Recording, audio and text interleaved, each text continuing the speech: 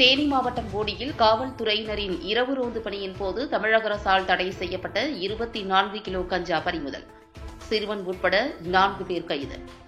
தேனி மாவட்டம் போடியில் போடி நகர் சார்பு ஆய்வாளர் கிருஷ்ணவேணி தலைமையிலான போலீசார் இரவு ரோந்து பணியில் ஈடுபட்டிருந்த போது கிடைத்த ரகசிய தகவலின் அடிப்படையில் சந்தேகத்திற்கு இடமளிக்கும் வகையில் போடி சாலைக்காளியம்மன் கோவில் அருகே அரசு மதுபான கடை பகுதியில் நடமாடிய ஒரு பெண் உட்பட 4 நபர்களை சுற்றி வளைத்து பிடித்த போலீசார் மேற்கொண்ட சோதனையில் 8 கிலோ, 6 கிலோ, 3 கிலோ என தனித்தனியாக பிரித்து வைத்திருந்த 24 கிலோ கஞ்சாவை பறிமுதல் செய்த போலீசார் அவர்களை பிடித்து விசாரணை மேற்கொண்டதில் முதற்கட்டமாக மேல்மங்கலம் பெரியகுளத்தைச் சேர்ந்த தங்கப்பாண்டி, உசிலம்பட்டியைச் சேர்ந்த உக்கிரபாண்டி, இந்திராணி, பெரியகுளம் அப்துல் லத்தீப் என்பதும் சில்லறை விற்பனைக்காக பிரித்துக் கொண்டிருந்த போது பிடிப்பட்டதாகவும் தெரியவந்துள்ளது.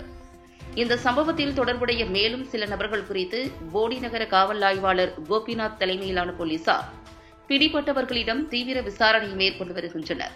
போடி பகுதியில் சிறார்களை குறிவைத்து கஞ்சா விற்பனை செய்யப்படும் சம்பவம் பெரும் அதிர்ச்சியை ஏற்படுத்தியுள்ளது.